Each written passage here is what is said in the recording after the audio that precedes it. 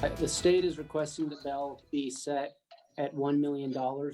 While we recognize that felony concealing of evidence only has a maximum sentence of 5 years per charge, I think the background and context of this case necessitates a higher bail.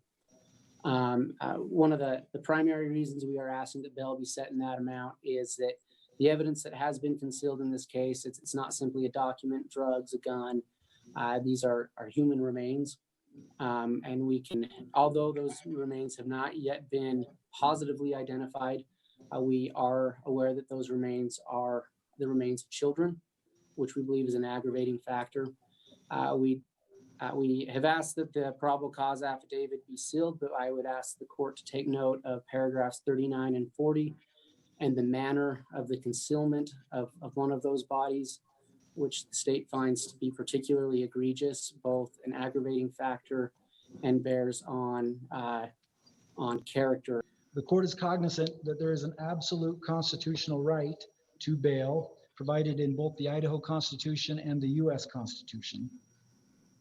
The court has taken all of those factors into account, and based upon those factors and the charge, the court is going to set bail in the amount of $1 million. The court notes that the charge is... This is a key day in the search and investigation of the two missing Rexburg children, J.J. Vallow and Tylee Ryan. As Local News 8's Juliana Colina reports tonight, the case took some major steps forward today.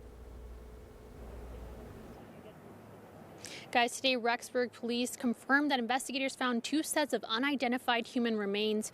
Prosecutor Rob Wood says those remains are of children.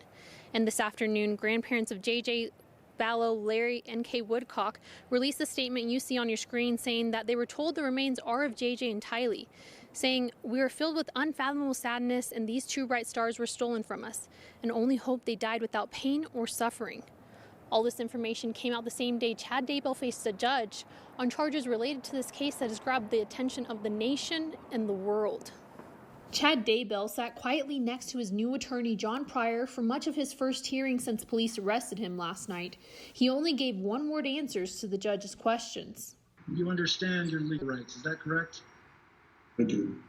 Daybell is facing 2 felony counts of concealment or destruction of evidence, crimes that are both punishable up to 5 years in prison with a maximum of $10,000 fine.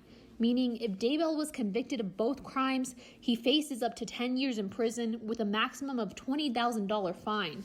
Prosecutor Rob Wood is accusing Daybell of concealing or helping someone else conceal human remains, knowing that they were about to be used as evidence in a felony proceeding or investigations on 2 occasions, with dates ranging from September 8th, 2019 to June 9th, 2020. Investigators haven't released any information regarding the identity of the 2 sets of human remains found on Daybell's property. However, the family of the 2 missing children confirmed today in a statement that the remains are of JJ and Tylee. When the discussion came to setting bail, prosecutor Rob Wood asked for a $1 million bond. Daybell's lawyer asked for a lot less.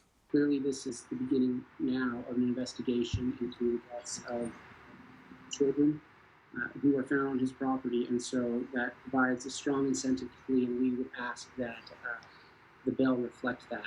Bail is to assure that Mr. Daybell shows up to court.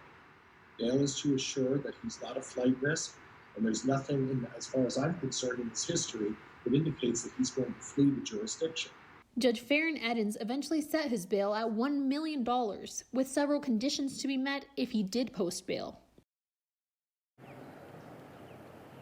Daybell's preliminary hearing was set for July 1st, and at this time, the family of the kids just asked that everyone respect their privacy and allow them to grieve the loss of their loved ones and process the information. Reporting live in St. Anthony, Juliana Colina.